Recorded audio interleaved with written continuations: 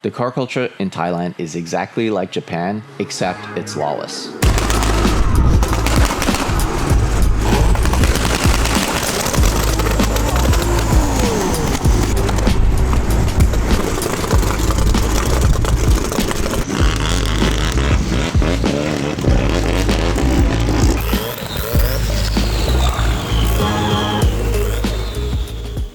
This is something I've been talking about for a while, especially us covering the Thailand car culture on our Hagerty show, Capturing Car Culture. The level of builds and the amount of cars they have in Thailand is mind-blowing. The love for JDM car culture is second to none, and it's one of those things where you feel like you're more in Japan than Japan itself, if that makes sense. They love the culture so much. They collect the signs, they collect the memorabilia, they have old vending machines, they even collect JDM trash. I haven't been to one shop in Thailand where they do not have empty Asahi beer bottles and a bunch of Asahi crates. Every single one of them wants to show that it's almost like any other Japanese alley, it's any other Japanese shop. They have parking signs, they have subway signs, they have everything you can imagine from all different eras. And it's hilarious to me because you just walk into a shop or you walk into a collection or a garage and it just slaps you in the face with all this JDM goodness. It's definitely inspired how we build our shop and how we decorate around here. It's just so cool to see that they're that into Japanese car culture. It's funny because when you go to any shop in Japan, it's completely not like that at all. It's just the way it is, you know? They don't realize that they're trendsetters, but they are. What's amazing to me is the fact that they have such a language barrier, and this is something that I've talked to Chad from CB Media about. He said the reason why the car culture there is so different and it's so unique and it's so ingenious is because of the fact that they have such a crazy language barrier. It's hard for them to communicate with the Japanese people and also English-speaking countries. Thai is just so different, but they're still able to tune and they're still able to build these cars their way with their style, but it's still so tasteful. Which brings me to Impact Thailand, which is a show that I had a chance to check out recently. It happens in this area called Impact, and it's almost like the perfect venue for a car event. There's a go-kart track there, there's plenty of space, there's a really nice man-made lake, there's even public transportation that takes you right to the venue. But it's Thailand's way of creating something special, something that is unique. You have all of these different countries, especially around the area, that have their own unique events that are starting to gain traction.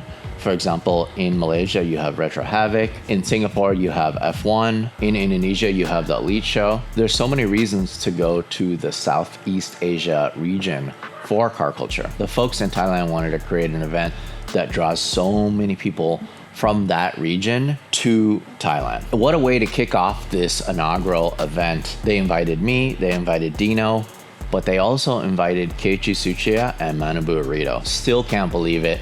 The fact that they put out this poster with me and the two absolute JDM legends. The event itself was so much fun. I had a chance to drift a tuk-tuk. Unfortunately, I hit my buddy Yip's Porsche, which I'm still so sorry about. I had a chance to drift and do a crazy burnout in a Thai taxi that was 1J swap.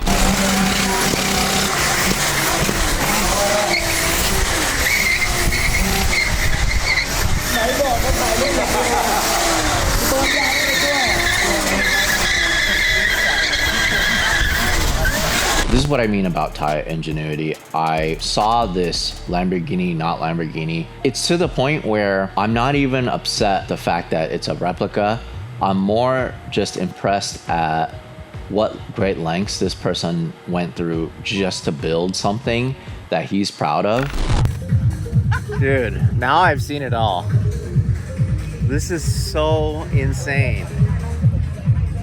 The registration on this? Toyota Crown. This is a Toyota Crown, ladies and gentlemen. and it's powered by a Mitsubishi VR4. The inside tub area, the entire tub is a Honda Civic. The floor, the dash, the steering wheel, all of that stuff, Honda Civic. What about the bodywork? Is this all fiberglass? All custom fiberglass. Did he use pictures to build this? Like, did he have a real one to look at, or did he just use pictures? Okay. The story he built start from the die cast. Get out of here. ใช่ไหมจากเรื่องของเล่น die cast. Model off diecast. Yes, all the fiber from die cast. This might be one of the most insane replicas. What's up here? He say is 90% it compare with real one. 90%, like the proportion, the outside. So what about A little bit is a small one. what about the glass? Where did he get the glass? He tell me the shop is with from the big truck glass. From a truck? Yes, and cut. And okay, so the glass is from like a big rig, Yeah. and he cut it down. I have so many questions.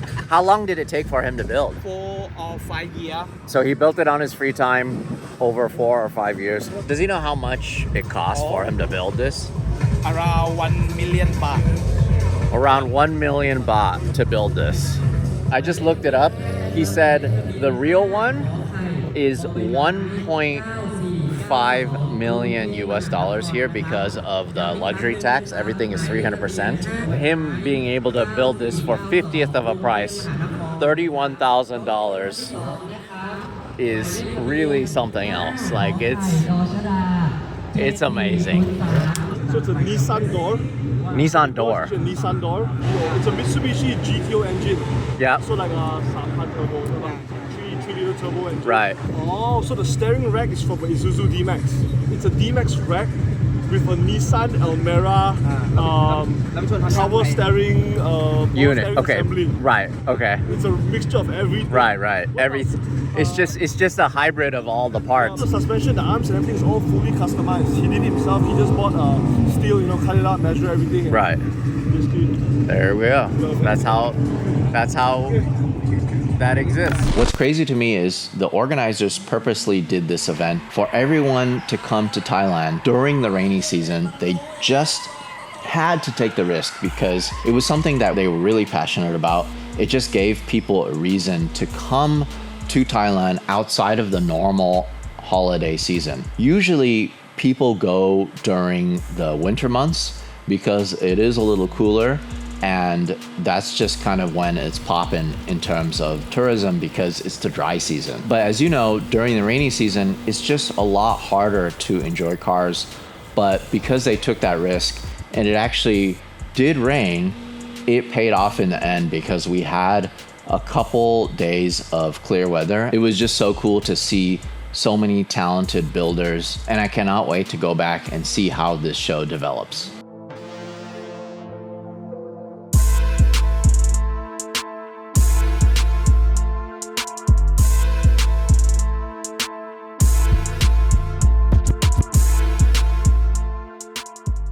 It was so cool because they featured different facets of car culture from Thailand. They had so many different types of racing, but they also had so many different show cars. And what was also interesting to me is because it was a 3-day car show, they had the cars switch out every single day. So you could go all 3 days and it was all different cars every single day. It was also nice for them to have that go-kart track because it was a place for people to drift.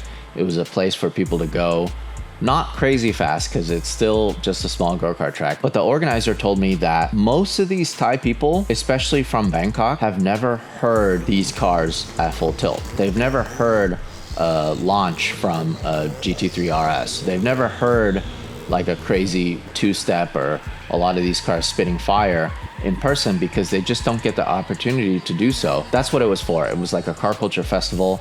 It was a reason for everyone to gather and it was a way to celebrate Thai car culture. And it wasn't just JDM. There were so many Porsches, there were so many supercars, there were so many race cars. There were a fair share of Thai style cars where there's just so out of this world and so beyond what I can imagine. It just makes me happy that they exist. My only request is that they need to use that man-made lake that is right next to the venue for Thai longtail boat racing. I think that would be so awesome, and it would really set this event apart from every other event in Southeast Asia.